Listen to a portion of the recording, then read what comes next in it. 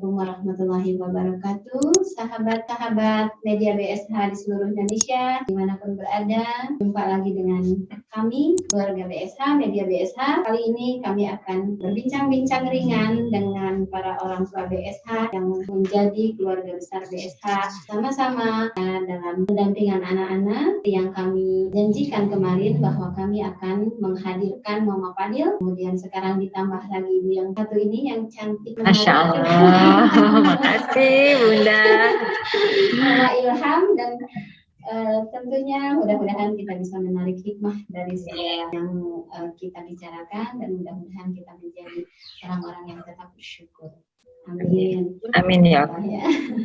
Assalamualaikum Mama Fadil. Waalaikumsalam warahmatullahi wabarakatuh. Assalamualaikum Mama Ilham. Iya, waalaikumsalam Bunda.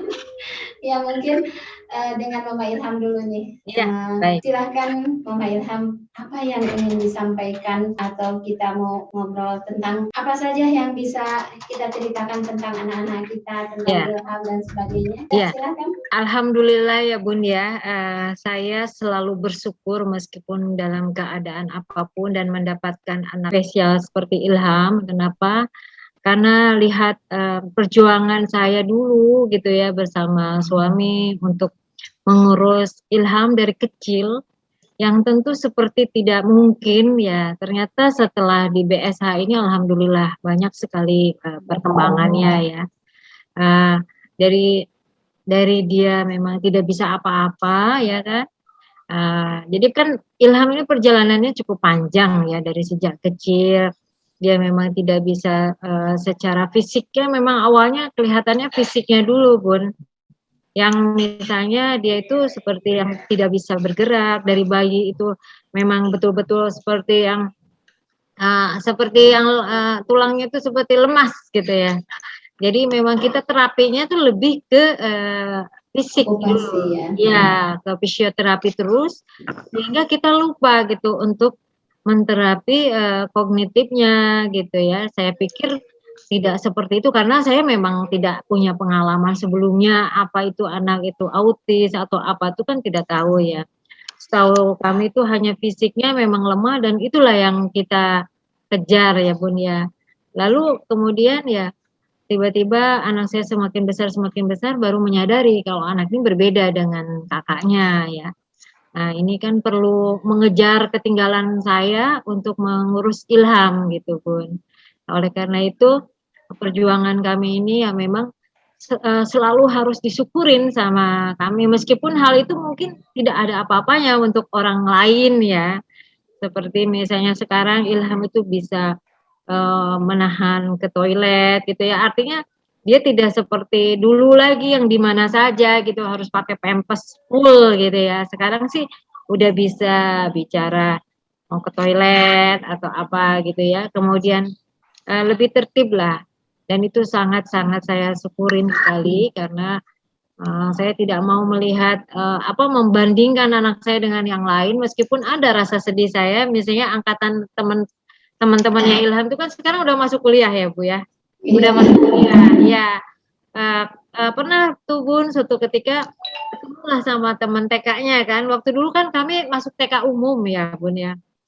Ada cerita lucu juga tuh di TK umum, tapi ya itulah. Akhirnya teman-temannya tuh menganggap bahwa Ilham itu kan masih normal ya, kalau anak-anak itu kan. Jadi selalu nanya, "Tante, Ilham sekarang di mana?" gitu ya kan. Sedih juga sih Bun ya, ada perasaan anak orang lain seperti itu, kok anak saya seperti ini. Tapi saya selalu ingat bahwa ini adalah hadiah dari Allah gitu ya untuk saya.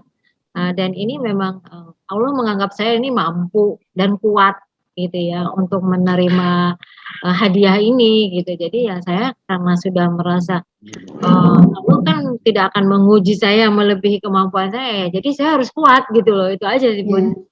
Iya. Tidak bisa dipungkiri ya, terkadang kita di titik rasa putus asa itu selalu ada ya. Iya. Jadi kadang-kadang kita selalu melihat membandingkan atau melihat orang lain dan membandingkan. Tapi setelah sadar bahwa itu memang bukan kesalahan ya, kekeliruan ya. Iya. Memang kita sering keliru dengan membanding-bandingkan dan segala. Sedangkan kita juga sangat tahu ya Mama Ilham, yang namanya autistik gitu, satu sama lain sangat berbeda. Benar. Padahal sama gitu kategorinya atau misalkan asesmennya dari psikolog, dari dokter itu ini adalah autistik gitu, tapi itu pun berbeda. Nah kadang-kadang kita suka pukul rata aja, kok yang lain sudah berkembang, kok ini belum. Nah itu dia, betul. Ini gimana nih Mbak? Untuk sampai ke tahap kan pastilah psikologis orang tua itu ketika kita mengetahui anak-anak kita memang spesial, itu yang saya baca itu ada 5 fase ya. Fase penolakan, fase menyalahkan diri sendiri, fase mencari tahu, kemudian fase penerimaan, dan fase mencari solusi-solusi yang terbaik gitu. Ya. Nah, kira-kira Mama Ilham sudah ada di fase mana ini? Nah, ya. Benar nih, saya sudah mengalami berbagai fase itu ya. Dari penolakan itu ketika saya tidak mau dikatakan kalau anak ini ada kekurangan ya, kecuali fisiknya dia memang lemah waktu itu ya, karena belum bisa jalan dan lain sebagainya ya Bun ya. Dengan cara begitu kan saya harus mencari kemana-mana pengobatan, baik yang medis maupun alternatif gitu ya. Saya coba untuk karena ada penolakan dalam diri saya ini, jadi saya cari pengobatan kemanapun yang akhirnya selain melelahkan diri saya, tapi melelahkan anak saya juga kan. Ada kefrustasian antara saya dengan anak saya kan, bahwa anak saya dipaksa menjadi anak yang normal gitu ya. Seperti itulah. Nah, kemudian ada fase di mana ya saya menyalahkan diri sendiri, seandainya saya dulu begini, seandainya saya dulu tidak terlambat menanganinya gitu ya. Dan itu terus-menerus menjadikan konflik, bahkan bukan hanya dengan saya sendiri, tapi dengan ayahnya juga gitu ya kan. Jadi hal ini sudah kami lalui dan sekarang alhamdulillah di titik sudah ada menerima ya, sudah menerima dengan kondisi ini dan harus mencari solusi bagaimana ini anak ke depannya seperti apa gitu ya. Karena kan tentu kita saya yakin kita punya Allah gitu ya yang akan menjaga anak itu. Saya ini kan hanya diberi amanah gitu ya untuk membesarkan Ilham. Tapi di sisi lain karena saya juga lemah gitu ya, tentu kan ada juga kekhawatiran bagaimana nih masa depannya dan lain sebagainya. Akhirnya kita juga harus cari solusi di mana ini anak harus bisa minimal mandiri untuk dirinya sendiri gitu ya. Kalau saya sekarang sudah di tahap tidak memerlukan ijazah. Betul. Ya, jadi dulu itu kami masih les ini kursus terapi sana sini, tapi di titik saya sekarang terapinya adalah untuk dia survive untuk dirinya sendiri, untuk bisa membantu dirinya sendiri untuk sehari-harinya, itu aja udah sangat-sangat bersyukur Bun. Sangat-sangat mendapatkan karunia dari Allah. Inilah arti kesabaran bagi saya. Saya menerima kondisi ini memang tidak mudah. Puluhan tahun juga saya up and down ya, dengan berurai air mata, udah menghabiskan banyak waktu untuk berdoa dan lain sebagainya. Tapi di sini saya merasa, oh inilah kasih sayang Allah kepada saya gitu. Bahwa dengan cara begini saya lebih dekat dengan Allah, saya lebih banyak bersyukur. Hal-hal yang tidak dilihat mungkin dulu saya kurang bersyukur, saya sekarang bersyukur gitu.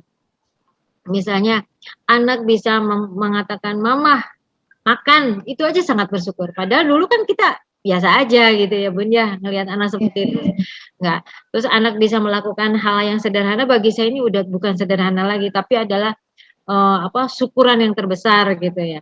Nah itu aja Bun. Jadi saya sekarang belajar banyak bersyukur. Apapun sekecil apapun progres yang anak saya dapatkan dari pelajaran dia, dari BSH dan lain sebagainya, saya syukurin Bun. Sangat saya bersyukur ya. Kalaupun jadi saya sekarang tidak lagi melihat perbandingan dengan orang lain. Ya karena saya tahu juga dari Bunda tadi bahwa anak-anak jangankan dengan yang normal, dengan yang sama-sama autis pun kan beda lagi ya. Banyak banget spektrumnya lain dan memang unik gitu ya, satu sama lain meskipun namanya sama misalnya itu kan lain-lain. Ada yang memang kelemahannya di sini, kebaikannya di sini, kekurangannya di sini atau kelebihannya di situ. Nah, itu aja sih Bun, dari saya ya, pengalaman sharing-nya. Jadi intinya saya juga masih tetap, belajar sampai sekarang itu menata hati saya yang up and down gitu ya.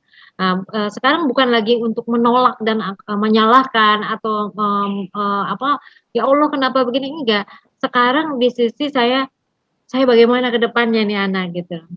Ya, Saat ini sudah terlewati fase-fase fase seperti itu itu sudah ya, dan ya, sebagaimana kita ketahui bahwa apa yang terjadi ini bukan secara kebetulan, tapi memang sudah Allah tuliskan sejak sebelum lahir ya. Iya. Dan terkadang kita lupa ujung pangkalnya gitu. nah, Tahu-tahu kenapa begini, kenapa begini. Tapi memang itu bagaimanapun itu perlu proses ya Ibu. Kita ya, tidak serta-merta bisa langsung tegar. Betul benar, tidak? betul, Nah, itu betul. prosesnya. Dan nah ini saya mau menanyakan pendapat Ibu. Dengan bersatunya keluarga BSH ini, apa yang Ibu rasakan? Bagaimana Bun? Nggak kedengeran? Ya, kita kan sekarang sudah menjadi keluarga besar BSH, Ya, ada teman ya, curhat dan lain-lain. ya, Nah, setelah kita menjadi keluarga besar, dibanding waktu Ibu masih sendiri di ya, rumah gitu ya, ya, walaupun banyak teman, tapi tidak serat iya, atau seperasaan iya, seperti sekarang. Nah, iya. apa yang Ibu rasakan? Sekarang gini Bun, saya merasa sangat ada supporting dari, family gitu ya, yang, BSH itu udah saya anggap satu keluarga yang saling support gitu ya, terutama dari bunda dan para pengasuh serta, orang tua juga yang sama-sama, terutama ya yang merasakan sekali yang punya seperti ini. Saya juga punya kawan, punya sahabat, tapi kan tidak memiliki anak yang seperti saya gitu ya. Jadi mereka, mensupport saya secara general aja. Tapi kalau saudara-saudara di BSH ini kan lain. Kita sama-sama merasakan bagaimana, sedihnya memiliki anak yang berbeda dengan anak yang lain gitu ya. Perjuangannya kalau dikatakan, kalau kita, bicara mungkin disebutnya mengeluh ya, tapi sebetulnya punya anak autis itu adalah ujian yang terberat bagi saya dibanding dengan ujian-ujian yang lain gitu ya. Tapi saya bersyukur karena dengan memiliki anak autis ini, jadi ujian yang lain itu udah dianggap biasa aja gitu, Bun. Itu hikmahnya ya, Ada karena hikmahnya. berat, Iya, jadi akhirnya semua ujian yang datang itu nggak ada dianggap apa-apanya. iya. Masya Jadi Allah, kalau berat. kadang malahan mungkin lebih ini juga kalau misalnya ada orang yang, mengeluh tentang anaknya begini-begini, saya selalu menjadi gini, coba deh tinggal di saya dulu 1 minggu aja, ngelihat bagaimana anak saya gitu ya, untuk perbandingan. Iya, Jadi ya seperti kan, itu aja. seperti para sufi atau para ulama besar ketika ditanya ada seseorang yang mengeluh katanya kan gitu, kamu itu tidak pantas untuk mengeluh gitu kan, karena segala sesuatu itu ada yang jauh lebih berat dibanding kamu gitu. Benar. Dan itu memang benar ya, kita harus harus katakan itu kepada orang-orang yang memang lagi sedih. Kenapa? Karena itu suatu semangat untuk bangkit. Karena kalau kita elus-elus saja malah tambah sedih, nggak ada solusi. Benar. Jadi ya alhamdulillah Bun, setelah saya bergabung dengan BSH, tentu selain, mental saya juga jadi lebih kuat ya karena kan ada tempat bertanya. Saya merasa, kita itu kan, tidak bisa mengendalikan anak yang semakin lama kita juga tidak bisa mengendalikannya gitu ya.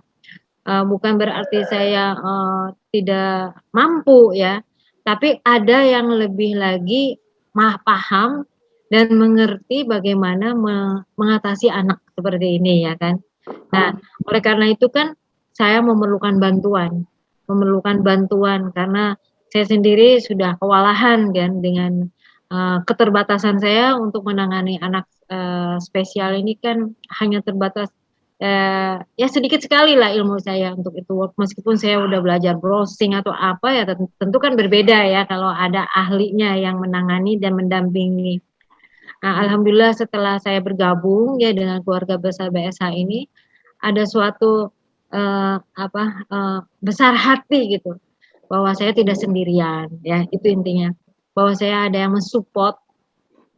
Dan di mana ketika saya down atau misalnya ada masalah dengan anak, bisa didiskusikan dengan para pengasuh BSN dan keluarga. Para orang tua di keluarga BSH itu ya. Ya, alhamdulillah. Ya, berarti kan kebersamaan kita. Betul kata Allah bahwa kita harus tetap mengokohkan silaturahim, dan siapa yang meninggalkan silaturahim maka akan sesak hatinya gitu ya, akan sempit rezekinya dan lain-lainnya. Ya alhamdulillah. Berarti kebersamaan kita ini masuk, Bu Tita. Mudah-mudahan selamanya dikokohkan oleh Allah dan menjalin silaturahim yang diridhoi. Nah ini ya Mama Fadil. Kita kembali ke Mama Fadil. Kemarin kita sempat ya Ibu menanyakan perjuangan tahapan-tahapan Fadil sampai di level sudah lulus D3 gitu. Tapi kemudian ada hal-hal lain sehingga membuat atau Allah takdirkan Ibu itu masuk juga ke BSH. Ini bagaimana ini ceritanya Ibu? Dari awal sampai akhir perjuangan Ibu ini luar biasa. Karena saya yakin yang bergabung di BSH itu luar biasa, seperti anak-anak kita yang sangat luar biasa. Iya, terima kasih Bu Bunda. Ya saya pikir Mama Ilham lebih luar biasa ya, karena ada keterbatasan mohon maaf ya kalau salah Mama Ilham. Tadi saya dengar ada keterbatasan di fisik ya, maaf ya. Iya benar, berarti perjuangan Mama Ilham lebih berat daripada saya. Jadi lebih hebat Mama Ilham. Kalau saya mungkin hanya di perilaku autismenya itu. Nah kalau boleh saya ulang Bunda cerita dari awal. Silakan. Jadi intinya cerita dia itu, jadi dia ini kan anak bungsu dari 3 bersaudara dan laki-laki satu-satunya. Jadi pada saat saya tahu perkembangan tumbuh kembangnya. Yang normal itu seperti apa kan, karena saya sudah punya anak 2 sebelumnya. Nah, jadi Fadil ini sampai umur 2 tahun tuh tumbuh kembangnya normal. Saya perhatikan kalau foto tuh kalau juga ada kontak mata. Nah, setelah 2 tahun, nah apakah ya penyebabnya ya kita nggak usah bicarakan lah, apakah mungkin dari vaksin atau gimana, dari imunisasi maksudnya ya. Nah, itu saya udah mulai was-was karena 2 tahun kok belum bisa bicara gitu. Tetapi karena pada saat itu suami dan ibu mertua menenangkan, katanya ayahnya juga telat bicara gitu kan. Nah, tapi saya juga lihat selain telat bicara kok ada yang berbeda gitu. Kalau dipanggil tuh kayak nggak denger, sampai saya kira apa jangan-jangan tuli gitu, udah ketakutan saya kan. Tapi kalau begitu ada suara iklan di TV, lari dia, berarti kan bukan tuli gitu. Nah, akhirnya ceritanya kemudian saya bawa, sebelumnya sempat saya masukkan dulu ke playgroup nih Bunda, karena saya pikir mungkin masuk playgroup, dia ada teman mau jadi terpancing ya, terpancing komunikasi. Tetapi ternyata tidak gitu. Kebetulan kan masuk playgroupnya waktu itu Sanggar Bobo yang psikolognya Ibu Rosmini itu. Kemudian malah terlihat ada yang berbeda gitu. Kemudian disarankan setahun di situ Ibu sebaiknya konsul ke LPTUI. Gitu. Nah, saya konsul ke sana, disarankan untuk terapi. Jadi umur 4 tahun, 3-4 tahun, mulai 4 tahun tuh terapi. Saya barengi juga dengan ada yang menyarankan pijit saraf di Bogor, Bunda. Ya waktu itu kan sebelum pijit saraf tuh dia hanya bisa sampai umur 2 tahun tuh atau 3 tahun cuma bisa 60 kata kalau nggak salah gitu. Terus setelah pijit saraf selama setahun di Bogor itu udah lancar ngomongnya, tetapi belum berarti gitu Bunda. Jadi dia itu nggak bisa bertanya, satu, nggak bisa bercerita, terus nggak bisa menyatakan pilihan gitu. Jadi istilahnya vokalnya keluar, suara keluar, diajak bicara, kadang nyaut, tapi ya akhirnya sepertinya yang mengulang-ulang apa yang dia suka aja, gitu kan. Itu. Nah, yang kalau kesulitan yang saya rasakan itu pada saat memasuki usia sekolah nih, karena kan udah masuk usia sekolah, udah harus TK, kemudian disarankan waktu itu untuk mencari TK yang muridnya sedikit. Nah, alhamdulillah ketemu di Lebak Bulus waktu itu, TK Widuri. Mungkin Mama Ilham tahu ya, karena tinggal daerah Cinere. Ya tahu di TK Widuri. Saya sebenarnya aktivitasnya tuh mondar-mandir Cinere, Mama Ilham. Jadi saya tinggal di Cilandak waktu itu, sekolah Fadil banyak kan di Cinere gitu, di daerah Lebak Bulus juga. Nah, kemudian di situ harapan saya kan tadinya itu kan TK Widuri jadi satu sama SD-nya. Dengan demikian saya pikir bisa masuk TK-nya, nanti gampang mungkin masuk SD-nya, seperti itu kan. Nah, kemudian setelah TK 2 tahun di situ, TKA, TKB, masuk SD-nya, masih boleh diperbolehkan sama sekolahnya dicoba. Nah, mulai deh begitu setahun berjalan, dipanggil deh sama kepala sekolah. Mulai di situ yang dirasakan pengusiran secara halus yang pertama. Ujian tahap pertama ya Ibu. Iya. Ntar SMP dimulai terulang lagi tuh SMP, pengusiran secara halus.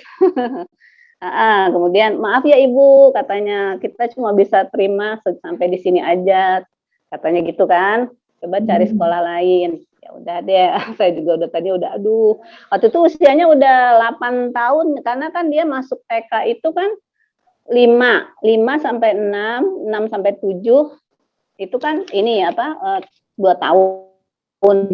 Kemudian jadi dia berapa tuh 7-8 SD di Widuri, udah 8 tahun berarti kan, udah 8 tahun tapi suruh nyari SD lain, suruh pindah. Alhamdulillah, nah waktu itu Lazuardi baru buka gitu. Lazuardi katanya sekolah inklusi, jadi sekolah normal yang menerima anak berkebutuhan khusus. Nah, saya daftar ke situ, tetapi ternyata disuruh TK lagi dulu gitu. Jadi dia 8 tahun dari TK besar. Ya akhirnya ya begitu, makanya dia kuliahnya tuh udah usia 20 tahun waktu masuk kuliah, jadi lulus 23. Karena mungkin disuruh TK itu melihat usia kematangan ya. Biasanya. Iya benar. Bukan usia sebenarnya, tapi yang dilihat oleh guru-guru dan pertimbangan kepala sekolahnya biasanya usia kematangan. Iya betul. Ya mereka bilang usia kronologis dengan usia psikologis itu kalau anak autis memang tidak sama katanya. Iya. Nah, selama di SD itu ya karena itu sekolah inklusi ya. Jadi alhamdulillah sih kalau masalah di akademik artinya tidak ada kendala ya, cuman hanya di perilaku memang untuk di situ maksudnya yang kadang tidak saya bisa tangani itu satu, dia udah mulai pubertas pada saat itu, mungkin karena masuk SD-nya juga udah 9 tahun ya. Itu masalahnya di situ. Dan udah mulai waktu usia. Dari usia SD ada tantrum-tantrum. Ya, nah itu yang dia mulai nggak suka sama suara anak kecil nangis tuh mulai usia TK sebenarnya. Jadi ada anak kecil nangis tuh dia udah mulai mukanya berubah, mau nyamperin, mau mukul. Itu yang iya, itu tuh udah mulai di situ tuh. Makanya alhamdulillah banget ya Bunda ya, di BSH bisa ngasuh anak kecil malahan sekarang ya, alhamdulillah ya, luar biasa. Iya itu, kemudian juga dan dia itu kalau lihat muka yang cemberut gitu loh Bunda, jadi dia tuh mungkin bagi dia muka tuh harus senyum gitu. Jadi nah itu kakaknya kan yang nomor 1 orangnya cemberutan. Jadi sering kena pukul kalau kita meleng itu. Waduh, itu yang jadi kendalanya itu aja tuh waktu itu Bunda, perilakunya. Jadi di situ pada saat SD dengan sekian banyak kegiatan, saya leskan vokal juga waktu itu di Cinere Musik tuh, Mama Ilham, dekat semua di daerah Cinere semua itu. Kebetulan gurunya juga yang mau menerima anak berkebutuhan khusus hanya di situ gitu kan. Itu juga saran dari guru Dila Zuardi, karena katanya saya lihat Fadil nih bakat di musik katanya gitu. Kata guru Dila Zuardi, maka disarankan untuk waktu itu les vokal gitu Bunda. Dan alhamdulillah juga, tapi saya juga untuk saya memaksakan diri untuk maksudnya kekeh ya, saya dari diri saya untuk mengajarkan dia baca Al-Qur'an, karena dua orang gurunya saya suruh minta tolong untuk mengajarkan kok pada gak berhasil. Akhirnya saya coba sendiri, alhamdulillah berhasil Bunda, makanya bisa baca Al-Qur'an. Mungkin tidak berhasil itu karena tidak tahu pola anak ini gitu ya. Iya, iya. Ya bingung ya, gitu. Jadi orang-orang yang memang tidak mengenal anak kita itu bingung. Iya benar. Tidak bisa mengikuti iramanya. Kalau ibu kan paham betul gitu. Di Iya, saat betul. memasukkan kita perintah, masukkan apa gitu. Jadi alhamdulillah berhasil sampai sekarang Bu tuh. Alhamdulillah. Cuman panjang pendeknya aja tuh yang dan suka mau cepet-cepet baca. Iya, betul. Yang susah tuh panjang pendeknya aja tuh. Nah, jadi kalau jadi istilahnya dari TK sampai SMP sih ya, maksudnya kendala-kendala yang berarti tidak ada ya, paling itu dia tantrum, marah, artinya kalau ada sesuatu yang dia tidak suka, itu tidak sesuai dengan keinginannya, itu dia maunya marah, tapi sementara kita masih bisa mengatasi. Nah, tetapi yang mulai saya tidak bisa mengatasi itu adalah setelah dia masuk kuliah justru Bun, karena kakak-kakaknya udah pada nikah kan, waktu itu saya cuma bertiga sama lagi badannya sebesar itu ya Bu, iya juga. Dengan badannya berapa dulu? Berat badannya? Dulu hampir 100 kilo itu, 100 ya. Iya. Nah, jadi kalau ayahnya belum pulang, kalau dia marah, saya yang jadi sasaran Bunda. Itu makanya yang menjadi kendala tuh itu. Iya. Jadi samsak ibunya ya. Iya, betul, makanya. Apalagi sewaktu kejadian ini Bun, yang mati lampu, padam lampu se-Jawa Bali itu Bun. Betul. Itu kan dia udah biasa harus ada AC, harus ada WiFi gitu kan. Dengan itu, ya Allah, itu saya sendiri Bun, kalau nggak datang pertolongan Allah mungkin saya udah habis Bun. Alhamdulillah ada pertolongan Allah, ada tiba-tiba satpam komplek datang. Jadi dia tapi ininya Bun ya, yang saya perhatikan, dia itu kalau saya cuma berdua aja, tapi kalau ada orang lain gitu, dia sepertinya tidak gitu. Pokoknya harus ada orang lain di tengah-tengah saya dengan abang gitu. Ya karena anak ini kalau menurut yang saya baca ya, yang saya pelajari juga keseharian, anak ini akan menyerang orang-orang yang lemah. Dan ketika itu kita lemah dan itu terus menerus karena dia supaya segala keinginannya itu terpenuhi gitu. Nah mungkin Bang Fadil tahu ibu itu lemah ya kan, tidak mungkin lah melawan lagi atau tenaganya kan lemah gitu. Iya. Nah itu akan dimanfaatkan terus gitu. Iya Bunda. Nah, jadi walaupun akhirnya jadi sungsang sumbel saya menghadapi perilaku dia yang suka marah itu sementara, artinya teratasi sampai ayahnya ada lah gitu, karena masih ada ayahnya gitu kan. Kemudian saya sudah mulai tidak bisa mengatasi ya setelah ayahnya meninggal, dan juga ternyata Allah kasih dia sakit gitu, sakit yang saya tidak mengerti apa sakitnya, dokter-dokter pun tidak tahu, tidak bisa memberikan diagnosis pasti gitu, karena kalau diperiksa lab, diperiksa CT scan, di ronsen itu nggak ada apa-apa. Jadi dia bilang kakinya sakit kalau jalan gitu, tapi diperiksa seluruh kakinya di ronsen, di tidak ada apa-apa gitu. Tapi tetap tidak mau jalan ya. tidak mau jalan sampai Berapa waktu itu. lama itu? Mungkin ada dari mulai ayahnya meninggal itu kan Juni, dia mulai sakit itu Oktober. Lama juga ya Bunda, hampir yang jadi Tahun ya, hampir. sampai Ada? setahun. Iya, karena kan Iya. ke tempat Bunda itu kan November ya, November Iya. 2019. Iya, itu kan cuman agak lumayan aja kan. Udah mulai agak lumayan setelah Sudah terapi. mulai bisa berdiri kayak, Abang kok Iya. jalannya kayak pinguin? Oh enggak ya? Enggak mau jadi pinguin ya? Dia berusaha untuk bagus gitu jalannya. Iya. Jadi ada salah seorang terapis juga yang bilang, jadi kalau orang normal Bu katanya, ini sakitnya ini begini, seperti orang yang semutan atau apa, dan kalau kita normal kan, gue cuma sakit semutan doang, nggak apa-apa deh, namanya mau kerja harus jalan gitu kan. Nah kalau di Abang nih nggak ada katanya, di Fadil nih nggak ada perasaan untuk seperti itu, jadi ya nggak bisa sakit, nggak bisa jalan gitu, diikutin gitu perasaan itu, nggak separah itu gitu. Tapi pernah ke dokter saraf nggak Bu? Karena di sini juga ada beberapa kasus ya Mama Ilham, seperti yang kita ketahui tiba-tiba anak itu tidak bisa jalan atau jalannya ngangkang gitu. Nah kata dokter saraf, ketika dibawa ke dokter saraf, anak-anak autis ini memang berapa persen gitu anak-anak, kebanyakan anak-anak autis ini mengalami kelemahan tonus di dalam satu fase, tapi kita tidak tahu kapan terjadinya gitu. Nah, kelemahan tonus ini bisa bisa penyebabnya berbagai hal gitu. Apakah itu karena bakteri, virus, atau ada juga karena psikologis gitu. Nah, itu yang saya tangkap dari dokter saraf yang tempat anak-anak kita di ujung Berung gitu.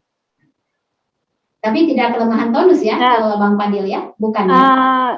Jadi dokter saraf juga sudah Bunda, yang di RSCM, yang di Pelni, sudah. Tetap tidak ketemu ya?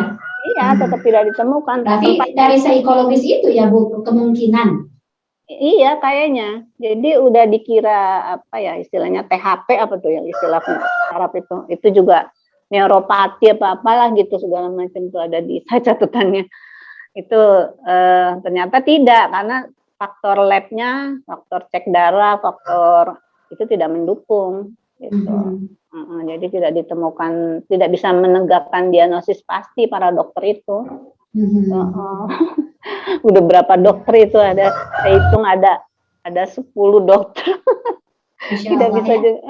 Kita bisa lihat di sini tentang apa ya, kekuasaan Allah yang betul-betul tidak terbatas, dan kita kadang-kadang tidak bisa menemukannya kecuali atas izinnya ya Ibu.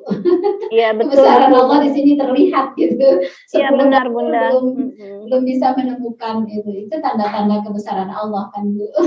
Iya benar Bunda. Saya merasa banyak sekali di sini Allah buat sesuatu itu, udah ada maksud baiknya pasti. Gitu merasa iya. Ya alhamdulillah. Ya sampai kuliah ya alhamdulillah. Iya alhamdulillah, dan sampai bisa lulus alhamdulillah. Banyak pertolongan Allah. Ya seperti yang saya tanyakan ke dulu kita ulang ya, kok bisa kepikiran ke BSH ya? Kita kenal dengan BSH, kita berkenalan ya 2014 ya, ketika Fadil itu masih kuliah. Baru awal kuliah. Iya, setiap libur semester. Fadil itu dikenalkan dengan lingkungan masyarakat di kampung kami ya di sini supaya lebih bisa berinteraksi gitu. Nah, kok setelah lulus, kok kepikiran lagi untuk gabung di BSH gitu? Padahal Mama Fadil tahu BSH itu seperti apa, prasarananya, ya. Kemudian lagi apalah dari segi pendamping, kalau guru-guru alhamdulillah dari lulusan PLB semua. Tapi kalau dari pendamping ini kan otodidak semua Bu. Apa tidak ada kekhawatiran begitu Bu? Tidak sama sekali Bunda. Jadi saya itu pertama kan saya kenal Bunda dari Facebook kan, saya melihat ketulusan hati Bunda dalam mengurus anak-anak special need ini gitu. Kemudian pada saat Fadil pun saya bawa pertama ke situ, kok dia malah betah gitu, malah nggak mau pulang kan ya waktu itu Bunda Iya, ingat nggak? mau pulang. Dia waktu itu kita belum rencana untuk langsung nginep, tapi dia udah nggak mau pulang, mau tidur di situ. Ya di sini aja, di sini aja. Iya, gitu. Jadi bukan lihat dari sarananya atau apa latar belakang guru-gurunya, tapi hati ya, dari hati gitu. Jadi saya yakin gitu. Dan juga program Bunda kan saya sudah tahu bahwa Fadil itu sangat perilaku Fadil itu sangat terpengaruh dari makanan gitu. Jadi pada istilahnya sebelum ayahnya meninggal, dengan saya mengusahakan diet seketat mungkin, tapi tidak, kalau sampai buah sama sayuran sih agak susah Bunda. Tapi kalau terigu, susu, gula gitu saya usahakan, cuman kalau buah-buahan hanya harus tertentu yang agak susah, sama sayur-sayuran itu. Nah, artinya saya udah masih bisa lah menjaga gitu. Kemudian saat dia sakit, yang saat ayahnya meninggal itu karena beratnya turun banyak sekali sampai 25 kilo, nggak mau makan, kalau makan muntah ya saya, waduh gimana ini kalau makannya juga begini kan, takut kenapa-napa. Akhirnya kalau makan minta kecap saya kasih gitu.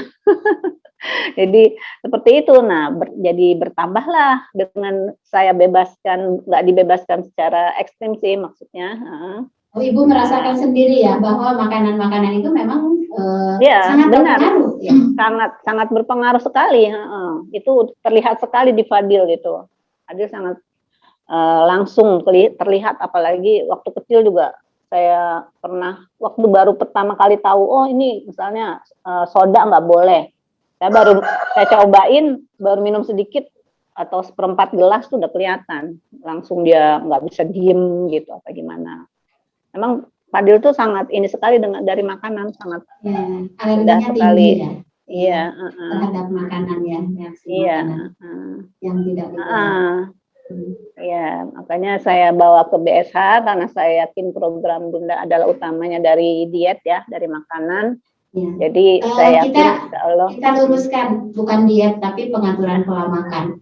Pengaturan pola makan. Banyak yang menganggap diet itu pengurangan porsi makan ya, supaya kurus, supaya langsing. Bukan ya, salah. Enggak salah. Kita luruskan saja karena kita supaya istilah itu mudah diterima gitu. Kan kalau yang kontra itu, kok anak-anak didietin gitu, kan diet itu yang bayangannya, ya betul nggak Mama Ilham? Bayangan diet itu bukan seperti kita pengaturan pola makan kan? Kalau kita pola makan menghindarkan makanan-makanan yang memang berpengaruh. Iya, betul. Ya. Karena saya merasakan sendiri juga Bun, Ilham itu suatu ketika kan pernah di rumah ya. Adiknya itu justru sayang sama kakaknya. Diam-diam dia kasih coklat, Bun. Mantap ya. Padahal itu kan sama sekali tidak boleh, dan di lemari es itu semuanya udah ditutup-tutup, nggak ada. Ketika ada Ilham itu pasti makanan yang dilarang itu kan kami juga nggak makan ya. Jadi kami ya ikut jadi langsing juga Bun. Sebetulnya kami merasa nikmat gitu ya dengan pengaturan pola makan seperti itu, karena kan itu bagus juga, dan ternyata setelah saya pelajarin juga ya, ternyata apa yang dilarang untuk anak-anak spesial itu tentu juga bagus juga buat kita gitu ya. Nah ini adiknya tiba-tiba diam-diam itu ngasih Bun, ngasih coklat dan itu dampaknya Bun, saat itu juga apa yang ada di rumah itu dilempar-lempar, nggak ada sebab apa gitu ya. Kadang mungkin ada sebab kecil yang kita tidak tahu, memang anaknya tidak bisa komunikasi ya kan. Jadi dia emosi dan emosinya meledak, itu pemicunya adalah coklat. Betul itu ada coklat.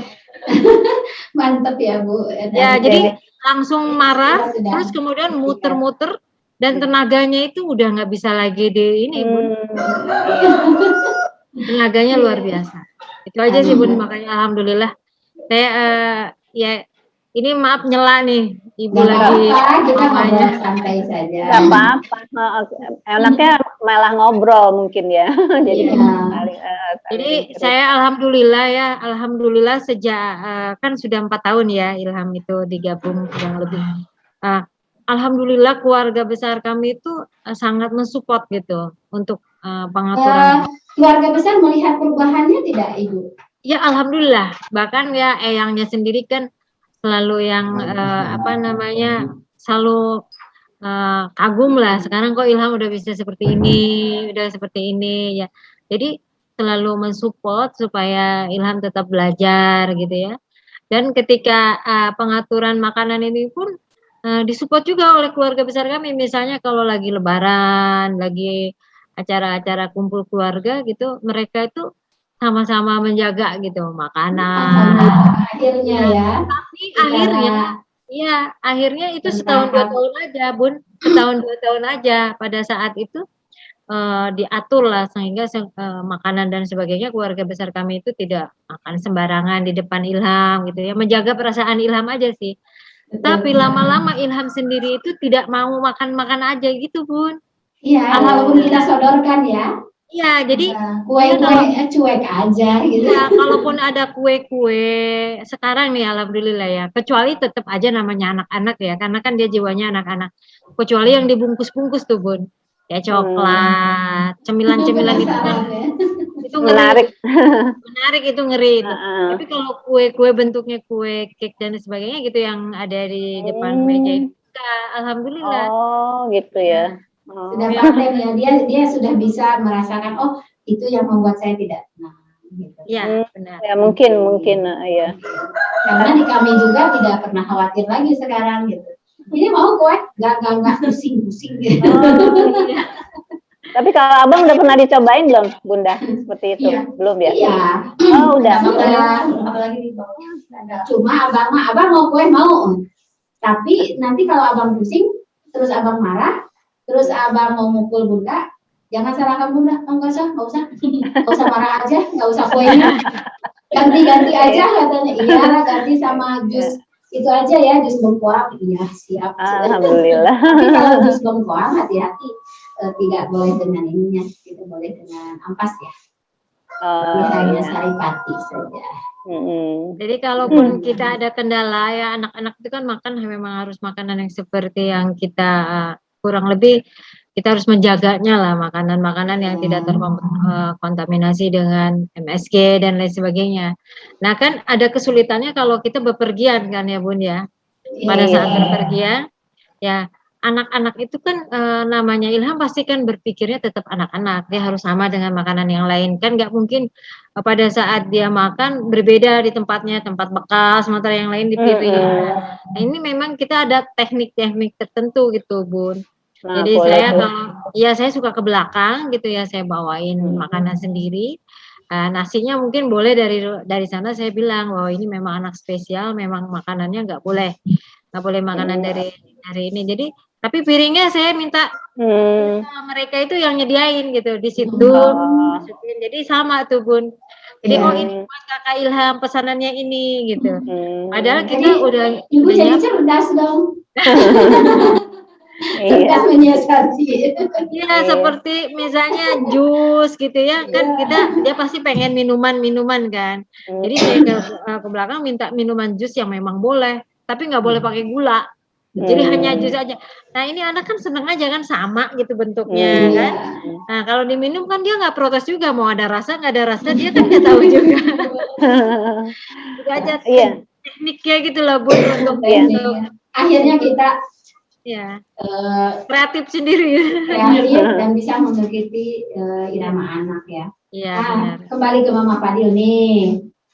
Iya. Ada lagi yang ingin disampaikan, tadi kan kita baru kenapa Mama Fadil berpikir lagi ke BSH gitu kan, padahal kalau melihat kemampuan abang itu sudah bagus ya, tetapi saya lihat memang anak-anak kita itu walaupun sudah bagus, pendampingan itu masih tetap.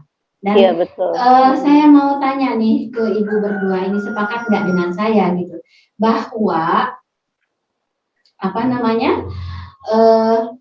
anak-anak kita itu memang butuh pendamping itu untuk selamanya. Dalam artian bukan harus di BSH, bukan, tapi tetap saja perlu bimbingan ya, walaupun sudah dewasa, sudah mampu dan lain-lain. Karena mereka kadang-kadang ya tadi ada lompatan-lompatan yang tidak terduga, kemudian ya kita tetap harus pendampingan gitu ya, baik di rumah, baik di mana. Nah itu sepakat nggak Bu? Kalau saya memang iya Bunda setuju, sepakat sekali 100. Karena kalau saya boleh jujur ya Bunda ya, apalagi kalau saya kan belum pernah semenjak Fadil dititipkan di BSH, habis itu kan ada pandemi, jadi belum sempat pulang ke rumah kan Fadil selama 2 tahun gitu ya. Sebenarnya memang saya itu ragu-ragu gitu, nanti kalau anak ini pulang kan makanannya bagaimana ya gitu. Saya sampai nanya-nanya sama Wais apa aja makanannya gitu. Iya. Takut Tapi kalah gitu. Kalau ini Bu, kalau soal makanan, kami kan bawakan itu ya Bu. Ibu bawakan menu untuk 1 minggu itu Ibu tidak usah bingung, tinggal jalankan saja, tidak usah khawatir. Terus ini apa namanya? Sepakat tidak bahwa dalam penanganan anak-anak kita ini memang harus tim, tidak bisa sendiri. Iya. Karena ada hal-hal yang ketika anak itu memerlukan pertolongan dari banyak orang ya berkaitan dengan tenaganya ya, dan itu kan itu kita harus menenangkan anak itu dengan segera gitu, tidak boleh sampai dia melokiri sendiri, melokiri orang lain. Nah itu sepakat nggak bahwa memang kita harus tim? Nah sepakat ya? Sepakat. Ya, makanya ketika kita sepakat itu kan hal-hal yang bisa dikembangkan baik di BSH, baik di rumah. Kita siap-siap nih kalau ada anak-anak ini, tim kita itu persolid di rumah gitu ya, supaya tidak ada apa-apa yang lelah mundur, yang tenaganya masih fresh ya sok maju, kita istirahat dulu. Nah dengan demikian sepertinya tidak akan kelelahan seperti kemarin-kemarin ya ibu-ibu. Kemarin kan merasa sendiri, segala sendiri gitu. Ya, justru saya juga mau bertanya nih Bunda, nanti kalau sempat terpikir oleh saya, jadi kalau nanti suatu hari Fadil bisa pulang, misalnya liburan ya, saya ini kan di rumah ini sendiri, benar-benar sendiri, jadi anak-anak perempuan saya kan udah pada berumah tangga semua, kemudian ada pembantu tapi cuman pulang pergi gitu kan. Ya. Jadi justru saya juga mau bertanya sama Bunda, kira-kira apakah saya bisa minta tolong seorang dari tenaga dari BSH sementara untuk menemani sampai penyesuaian gitu istilahnya. Sejak dulu karena di kami juga sangat terbatas ya personelnya, itu tidak bisa. Tapi yang paling bisa seperti biasanya kalau ada masalah itu video call dan tanyakan aja ke Mama Ilham, kalau bertingkah Bapak video call ya ini itu langsung Bu diam. Iya betul. Tahu tak, karena mungkin hati anak-anak masih tersambung. Saya nggak tahu itu rahasia Allah ya. Tetapi kalau ada yang ngamuk-ngamuk kita langsung telepon. Ini nih yang ngamuk begini nih, tolong. Langsung atau mau sama Wais, mau sama siapa, diajak ngobrol, ini dan langsung bisa gitu. Yang penting tadi menu dijalankan sesuai dengan jadwal. Ya. Kemudian ketika misalkan kelihatan marah-marahnya tidak karuan, ya cukup dengan diam saja dan ibu menghindar. Mama mau sholat cetrek aja, biarkan dia sampai tenang. Nah itu yang saya lakukan ketika Bang Fadil marah-marah sudah wah ini butuh marah, dia memang butuh marah karena memang itu ada reaksi-reaksi mungkin sisa-sisa dari kemarin ya Bu, makanan-makanan yang meracuni tubuhnya itu mungkin ya, karena waktu awal-awal kan emosinya tinggi gitu, sekarang kan tidak ada, ya, bisa dikendalikan. Nah itu cukup ya sudah kita menghindar karena Bang Fadil itu ininya alhamdulillahnya tidak merusak atau tidak melempar atau tidak mencubit orang lain, tapi menyerangnya itu hanya ya tadi ke orang-orang lemah gitu. Sini ada Ahmad ya, Ahmad itu kan lucu, unyu gitu. Kemudian ya itu diam saja. Kalau dipukul jadi kalau yang lain kan kalau dipukul menghindar. atau minimal dia bela diri, tidak gitu kan, Hmm. langsung berdiri, tidak, anak kan mundur. Kalau ini gini ada ya itu terus. Jadi Menyerangnya ke itu lagi kata saya. Nah, kalau tidak bisa kamu berkata tegas, mundur. Karena kami juga harus melatihkan gitu. Iya bunda gitu. Oh iya, ya Allah kasihan. Amat itu maksudnya Pengasuh. Pengasuh, iya. Pengasuhnya. Cuma Ahmad itu kan orang ya gimana ya, berhati salju gitu ya. Enggak. Kalau bicara juga Fadil tidak begitu ya. Iya. Kurang tegas. Jadi akhirnya yang lembut-lembut hati itu kami tempatkan atau tugaskan untuk membimbing, merapikan tempat tidur dan lain-lain. Karena kenapa demikian, itu anak sudah tenang gitu, anak-anak yang tenang gitu. Iya. Artinya sebenarnya memang Fadil tuh perlu orang yang tegas. Emang saya akui, saya kayaknya orangnya nggak bisa tegas. Iya, itu yang. Tapi kalau dibilang merusak itu Bun, di sini pernah Bun. Jadi kalau pernah di sini nggak pernah. Alhamdulillah tidak ada. Nih Bu Tita ngomong dong. Ini kemarin saya kan Bang Fadil itu setelah sembuh sembuh kakinya dan bisa jalan tuh naik turun. Kata saya Bang Fadil supaya tidak terganggu dengan anak-anak yang masih loncat-loncat, karena dia suka bilang, udah aku tuh pusing tuh gitu kan. Kenapa? Pusing loncat-loncat aja, Fadil ditubruk-tubruk gitu. Tapi kan bisa menghindar, bisa jago gitu kan. Itu ada sisi lain untuk latihan, tapi di sisi lain ini baru sembuh gitu. Makanya saya pindahkan ke asrama Butitan. Nih cerita berapa bulan ya? Tiga bulan ya di Butitan. Bang Fadil ke asrama saya bikin suasana jadi ceria lagi dan heboh ya. Apalagi dia menguasai banyak lagu gitu kan. Suami saya juga hobinya sama musik, jadi hiduplah ada drum ya kita di sini. Dan kita suka setiap hari sudah makan sore pasti kita kolaborasi. Konser ya. Gitu. Suatu kali saya pulang kan, saya masih kerja juga. Terus dia tuh kayak yang sedih gitu kan.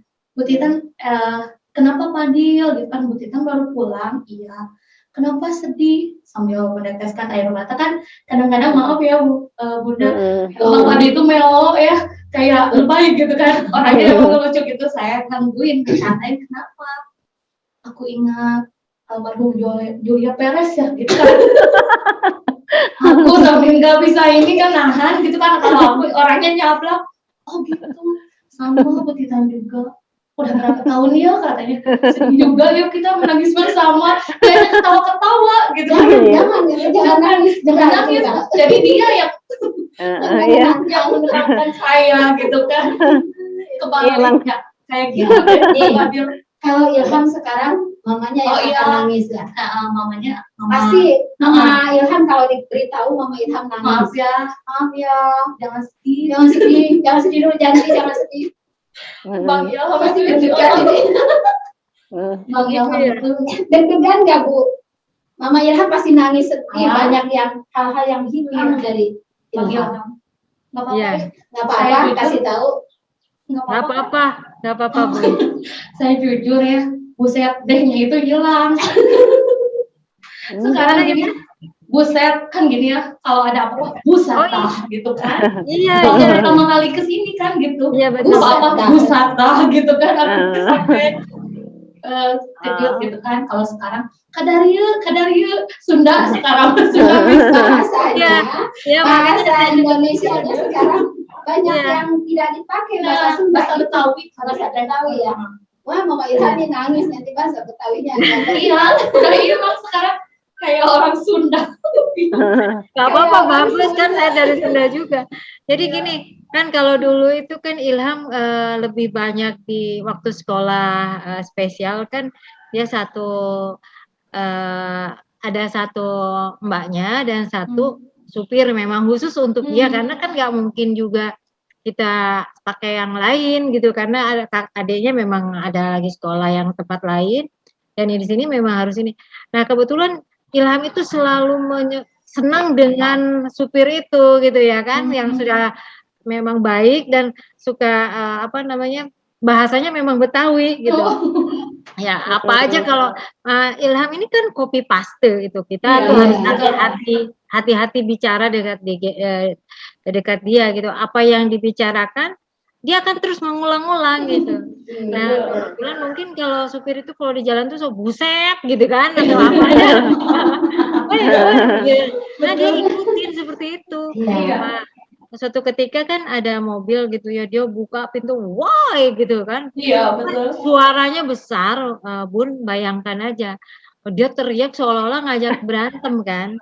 Saya sampai stres banget, orangnya ngelihat dan balik arah gitu ke kita kan. Waduh, ini gimana gitu ya kan. Karena kan anaknya tuh cuma teriak aja, suaranya dewasa dan lain sebagainya. Makanya pas pulang ya sekarang ya, alhamdulillah udah lupa sama lempar-lempar barang. Alhamdulillah. Apa? Sabun ya. Dulu kan selalu aja buang sabun baru masukin gitu kan ke tong bak itu ya, mandi habis gitu kan. Alhamdulillah sekarang udah lupa. Sekarang mah jadi pribadi dia yang mandiri. Dia udah tahu gitu. Teteh Titin kan bantuin ngejemur. Waktu itu kan Mama Ilham pernah lihat juga ya videonya sekarang, tapi belum. Yang rumah sekarang mandiri banget gitu, dan kayaknya dia itu senior gitu kan di sana, ngomong gitu ke anak adik-adiknya kayak Tian, Gofar, ada Gofar kan, dan itu selalu ngatur-ngatur gitu. Itu saya suka gitu karena dia sudah timbul kepemimpinan. Udah lupa karet. Oh iya. Saku-sakunya nggak pernah ada kertas. Tidak ada kertas di saku. Karetnya hilang. Alhamdulillah, masya Allah. Lempar-lemparnya hilang. Alhamdulillah. Tapi kehilangan ini kita malah bersyukur ya Ibu. Ya biasanya kehilangan itu kan pasti sedih. Kan kehilangan itu identiknya dengan kesedihan, tapi kok suatu ketika kan pernah gini ya Bun ya, pernah Ilham itu ngamuk berat gara-gara pengen karet. Saya itu didorong sampai mau terpelanting karena kan karet itu hanya ada, kalau di sini kan saya nggak tahu dibeli di mana ya, hanya di tertentu di pasar gitu ya. Pada suatu saat karet itu nggak ada di pasar itu yang diinginkan. Itu ngamuknya seperti apa? Lalu kawan saya, ada sahabat saya yang tahu, dan dia kirim 3 kilo karet. Dia kirim 3 kilo karet. Maksudnya mungkin supaya Ilham nggak ngamuk. Padahal tetap aja rutinitas anak itu bukan soal dia punyanya atau enggaknya. Dia harus membeli ke suatu tempat. Dan itu tiap hari. Dan dia harus beli di tempat itu. Gitu. Oh, jadi bukan karetnya yang dicari ya? Karetnya yang dicari, tapi rutinitasnya. Rutinitasnya. Jadi dia dari sini ke sana, pokoknya kalau pergi ke suatu tempat dia harus beli karet di tempat itu, dan dia harus beli mobil-mobilan kecil di tempat ini. Nah suatu ketika kan si tempat karetnya ini tutup, dia nggak mau tahu Bun, ngamuknya seperti itu. Nah memang lama-lama dia itu ngikat-ngikat ya Mama, ikat jari gitu kan. Suatu ketika waktu pulang kita razia dulu kan ya Mama ya. Karena kalau dari luar kan kelihatan, tapi pas kita buka dulu semua ada di pergelangan ini. Bahkan maaf di kelaminnya juga dia karetin. Masa? Kalau Om Arul kan dibuka. Ya. Mah ini dapat dari mana aja, katanya dari daerah Kawarang. Oh ya Allah. Ilham berarti kan pinter ya Bu. Iya. Untuk dia kesukaan dia yang membuat dia kesukaan dia yang membuat dia nyaman mungkin. Tapi kan itu membahayakan karena kalau melilit tangan itu sampai dekok gitu ya. Sudah bilang ya, aliran darahnya tersumbat. Kalau Ilham ini Bun kan, Ilham ini kayak seperti apa ya? Dia terlalu sensitif dengan suara Bun. Ya. Oleh karena itu dia selalu menyumpah telinganya dengan apa aja, dengan kertas. Awal-awal gitu ya, awal-awal. Ya, karena dia memang sensitif sekali. Jadi ketika ada yang suara yang keras, dia nggak suka. Akhirnya dia masukin. Dan kita menjadi langganan THT. Dokter THT itu betul-betul langganan gitu. Diambil ya. Ya, diambil karena kan kita udah nggak bisa ngambil. Di dalamnya itu udah ada kertas berapa kertas gitu. Iya. Nah, Tapi alhamdulillah Mama sekarang. Alhamdulillah sekarang. Ya alhamdulillah ya saudara. Alhamdulillah, masya Allah. Tadi kan saya juga mempelajari dari pola anak ya.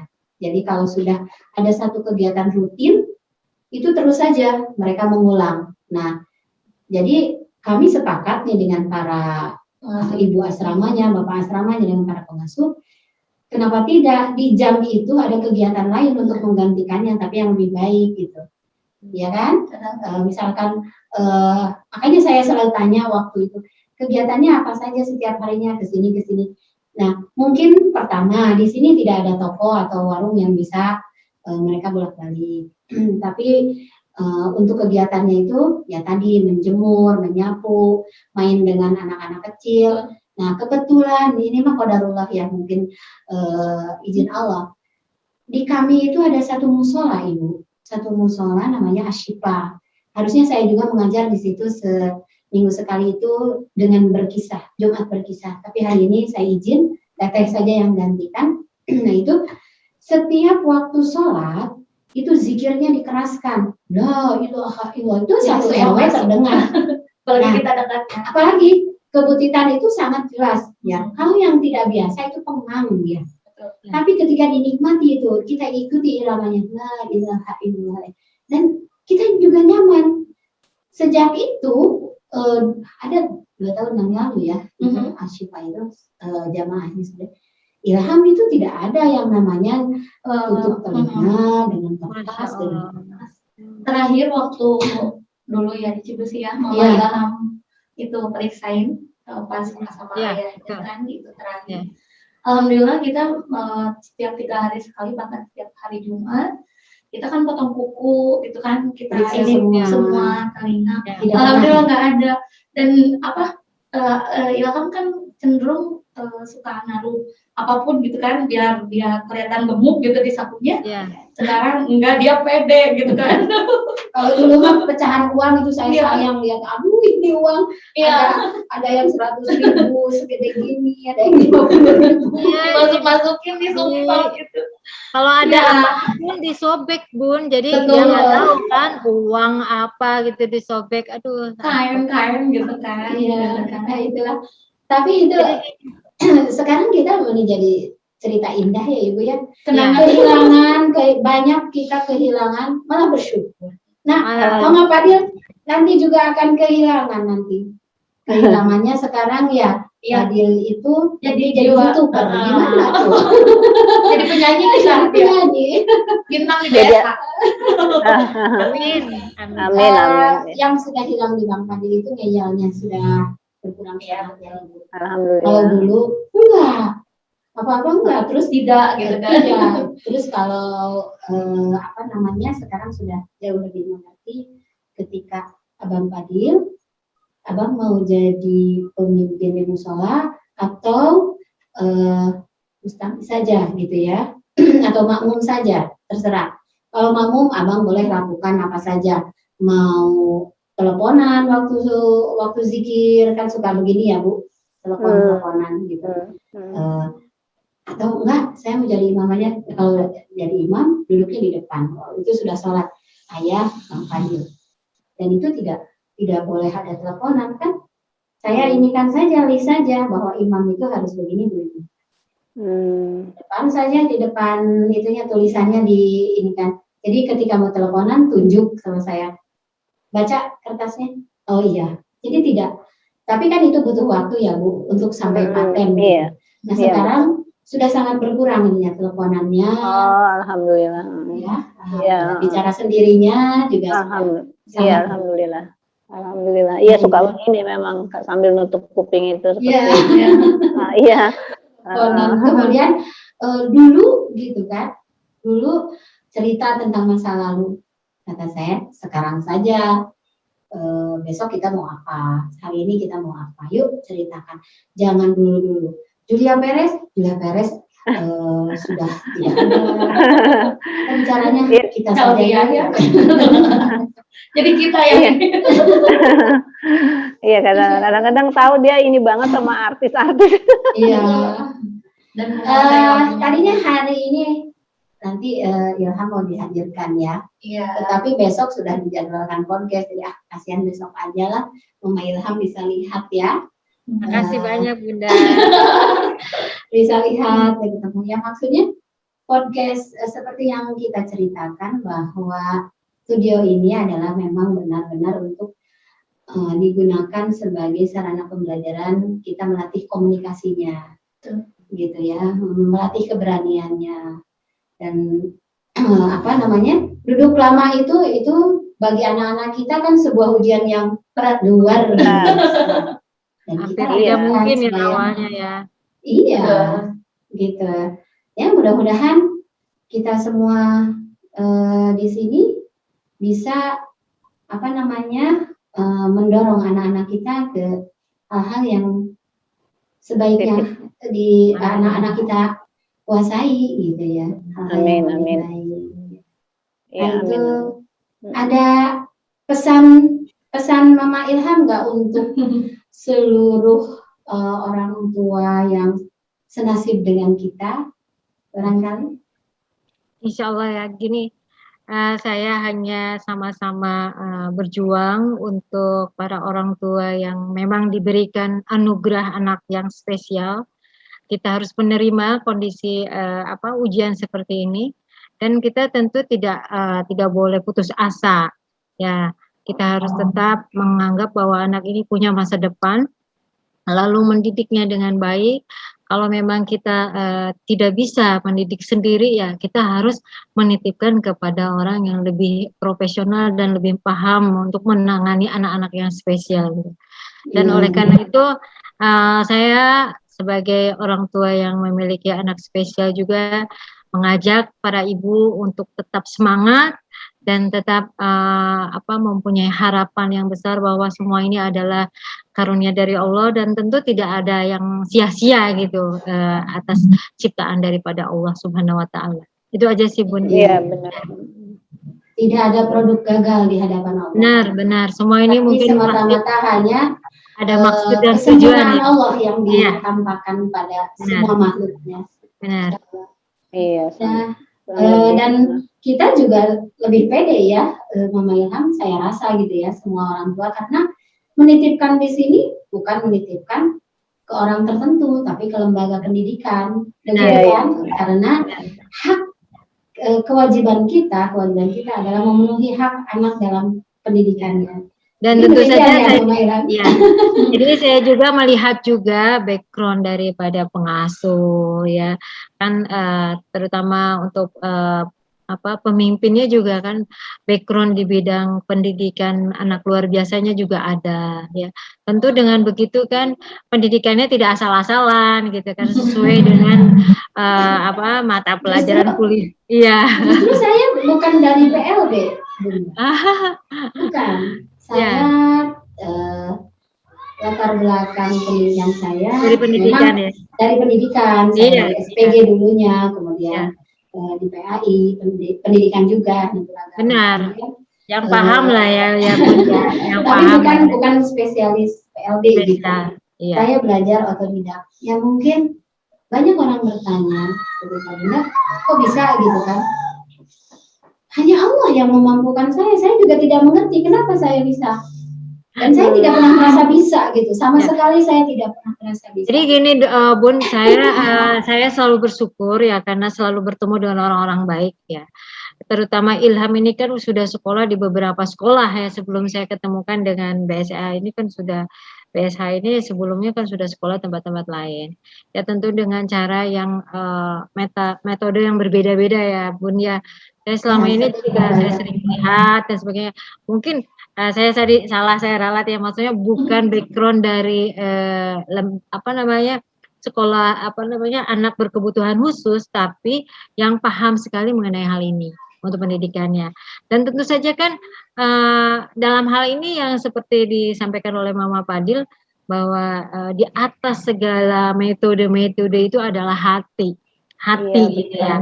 Nah, kalau sudah hati yang lillahi ta'ala, tentu kan semuanya akan terbuka. Ya. Iya, betul. Kalau sudah teori kan itu hanya nomor sekian gitu ya. Iya, benar-benar. Nah, jadi dengan hati yang seperti ini membuat anak saya lebih berkembang lah. Alhamdulillah ada tahapan yang saya sangat syukuri tiap hari gitu, Bun. Iya, benar-benar. Karena kalau dengan teori ya saya juga belajar teori ternyata tidak bisa. Ya, saya juga basicnya ada pendidikan juga, tapi akhirnya tidak bisa gitu ya. Pernah sekolah di pendidik gitu ya, tapi tidak bisa gitu untuk menangani anak yang spesial seperti ini. Dan tentu dengan begitu BSH ini lebih daripada yang mempunyai keahlian itu menurut saya gitu. Iya, benar-benar. Karena kan saya ini dengan ketatnya pengaturan makanan, pola makan di sini ya. Kemudian cara kedisiplinannya tanpa harus membentak, tanpa harus dengan kekerasan anak itu bisa menurut. Nah, ini kan suatu suatu luar biasa lah bagi saya gitu. Tapi kadang-kadang ada orang yang menganggap tegas itu keras. Seperti yang pernah kami lakukan. Beda tapi Bun. Iya, ketika anak itu loncat-loncat di atas meja, itu pengasuh yang kuat badannya, yang kuat tenaganya itu langsung harus menangkapnya dengan gitu ya, langsung pegang kuat, langsung di peluk erat gitu. Dan anak itu mau seberontak apapun itu harus peluk erat. Kalau ngamuk gitu, karena kalau sudah loncat-loncat seperti itu, pasti semua ditendang dan lain-lain. Nah, orang lain kan tidak tahu setelah loncat-loncat itu apa saja yang dilakukan tahapan-tahapannya. Sedangkan kan kami tahu kalau sudah loncat begitu akan begini, akan begini, akan begini. Karena memang pengulangannya itu tidak bisa dipungkiri, itu harus gitu kan. Nah, tapi terkadang orang-orang yang lihat, kok itu kasar banget ya, itu anak sampai dipeluk erat-erat sampai kalaupun berguling, kalaupun apa gitu kita tetap peluk dan lain-lain gitu ya, supaya yang tadi tidak lari dan menabrakkan diri gitu. Nah, iya betul. Nah ini awal-awal sih kami juga bagaimana ya, tapi saya tetap dalam patokan biarkan orang lain berkata apa, karena sesungguhnya yang tahu itu adalah kita, diri kita sendiri. Nah mungkin selain hal-hal yang memang kami, ini takdir Allah yang harus diterima, amanah anak-anak di kami gitu ya. Saya memahaminya seperti itu. Tetapi di sisi lain juga saya dari dulu berpikir bahwa kita ini butuh lingkungan gitu ya. Nah, butuh lingkungan yang bagaimana? Anak-anak ini butuh udara bersih, kemudian air yang bersih, ya kan? Lingkungan yang ramah dan lain-lain. Nah, mungkin salah satunya BSH ini berada di lingkungan tersebut. Alhamdulillah ya. Gitu. Suasananya mendukung ya, Bun ya. Ya, saling mendukung. Walaupun sarana prasarana tidak mendukung, tapi alam dan lingkungan sekitarnya mendukung.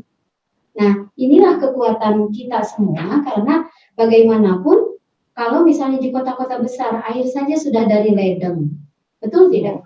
Ledeng itu berapa kali pembersihan, dan pembersihannya juga ada hal-hal lain ya, maksudnya tentu saja mungkin pakai kimia dan lain. Nah, kalau di sini kan air saja mendukung karena airnya alami dari mata air langsung. Iya, benar. Jadi saya ngobrol dengan Pak Stephen tuh, yang selalu mendukung saya dari awal berdiri. Beliau itu mengatakan, anak-anak autis itu membutuhkan segala sesuatu yang alami, titik. Gitu. Lah, kok sampai titik Pak? Enggak ada koma, terjemahkan. Apa yang menurut Bunda Bening gitu? Ya Pak, kehidupan yang alamiah, ketika pelatihan pun ya harus natural gitu ya. Alamiah terjadi dengan natural, tidak dipaksakan, tidak.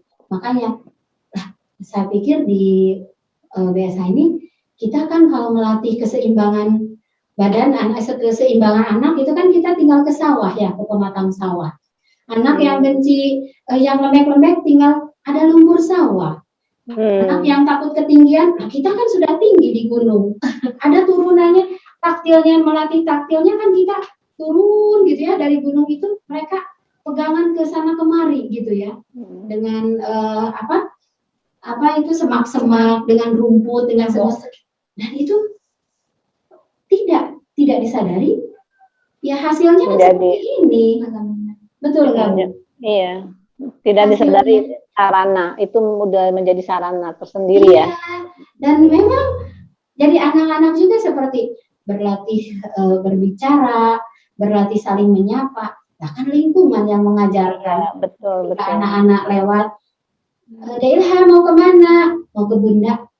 Oh sama siapa? Sama Bu Titan. Otomatis itu mereka dilatih tanpa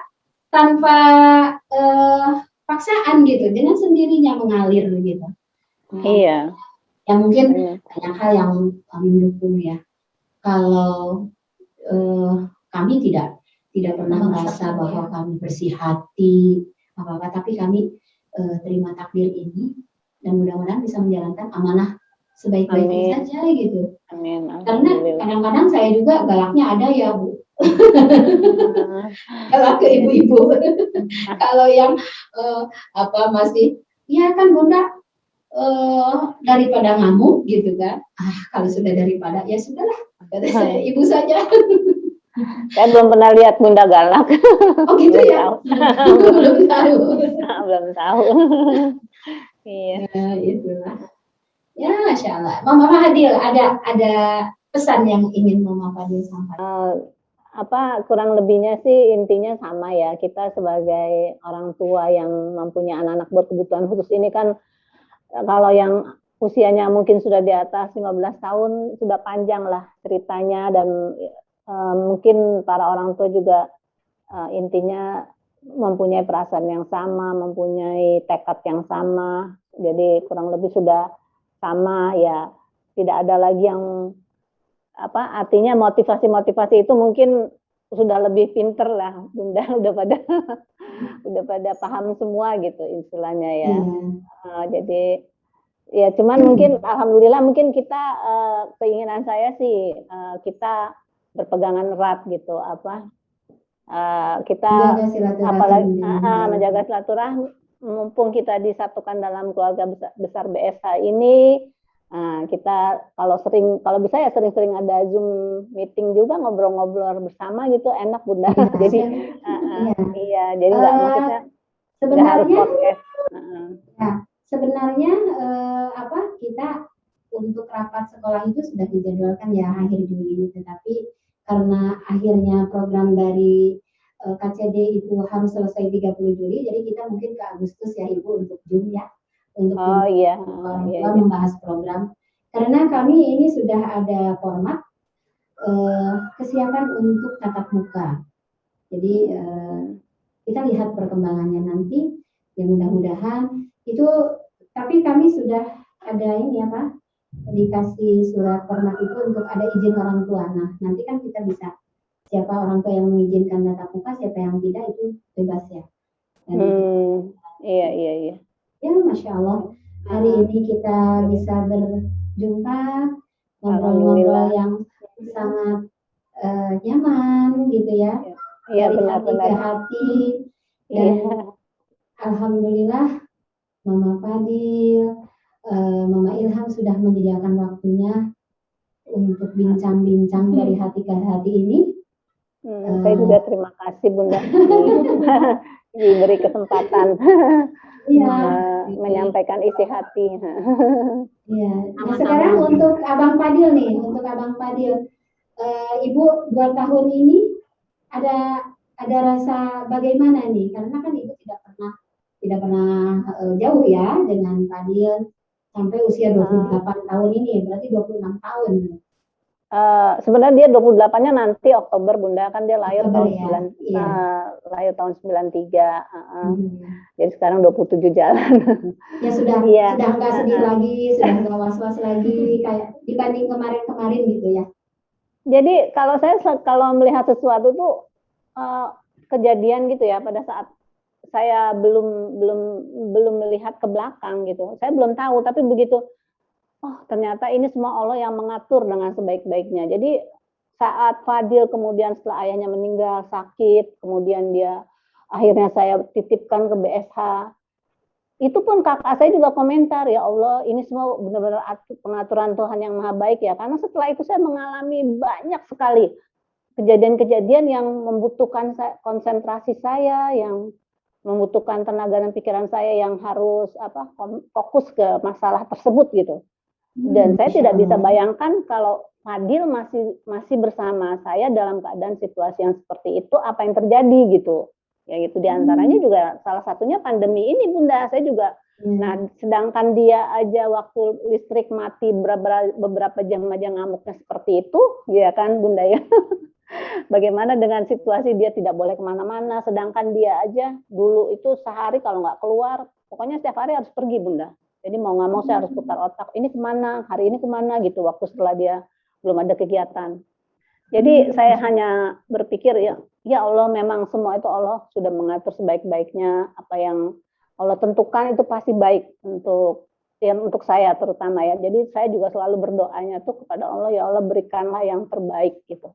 Berikanlah yang terbaik, karena Allah maha tahu yang terbaik untuk hambanya gitu. Jadi, ya, pada saat ini jadi kita sepakat bahwa berkumpulnya kita di sini semata-mata hanya karena takdir Allah ya. Karena takdir Allah, iya betul. Dan tidak ada yang harus kita sesali atau khawatirkan. Yang penting tadi menjaga komunikasi, menjaga silaturahmi, menjaga segala kepercayaan ini bersama-sama sebaik-baiknya.